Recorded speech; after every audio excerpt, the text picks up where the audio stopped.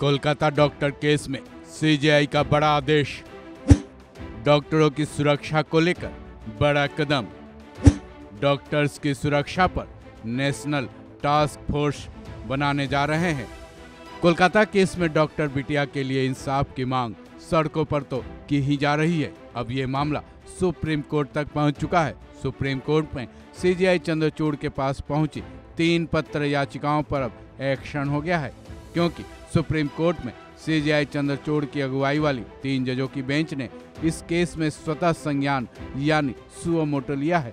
Supreme court में अभी case पर फैसला तो नहीं आया, लेकिन भविष्य में देश के किसी भी डॉक्टर के साथ न केवल ऐसा जघन्य अपराध हो पाए, बल्कि किसी भी तरह की उनको असुरक्षा न हो, इस पर बड़ा फैसला ले लिया गया है।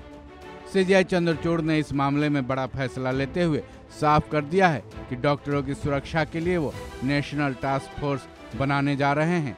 सुप्रीम कोर्ट में सीजेआई चंद्रचूड़ की अगुवाई वाली इस बेंच में जस्टिस जेबी पारदीवाला और जस्टिस मनोज मिश्रा शामिल रहे।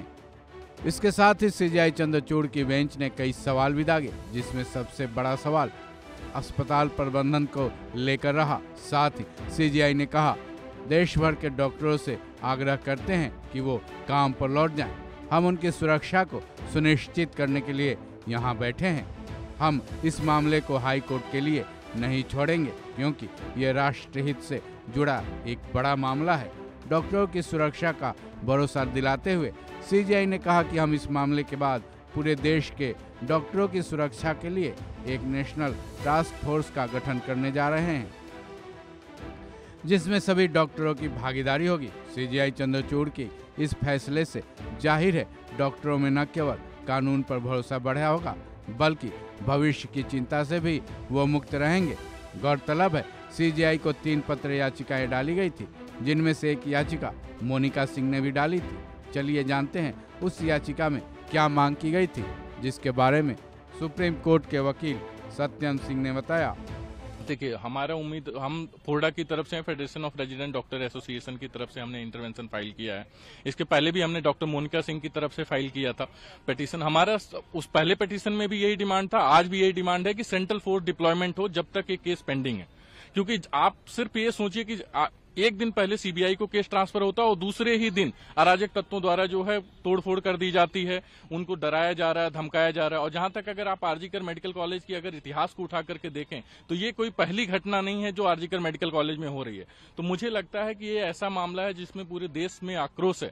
तो वहां पे इस तरीके की सुरक्षा को करते हुए, मद्देनजर देखते हुए काफी कड़ी सुरक्षा होनी चाहिए। स्टेट का कोई इंटरफेरेंस नहीं होना चाहिए जब तक ये केस पेंडिंग है। अब सवाल यह है कि आखिर टास्क फोर्स होता क्या है।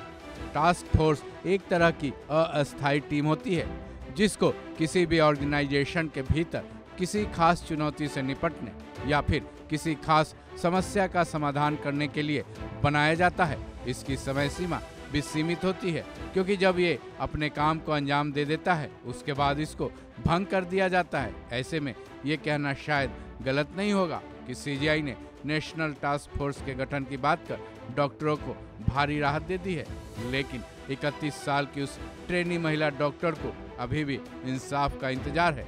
इस खबर में बस इतना ही। बाकी अपडेट्स के लिए जुड़े रहें वन इंडिया हिंदी के साथ।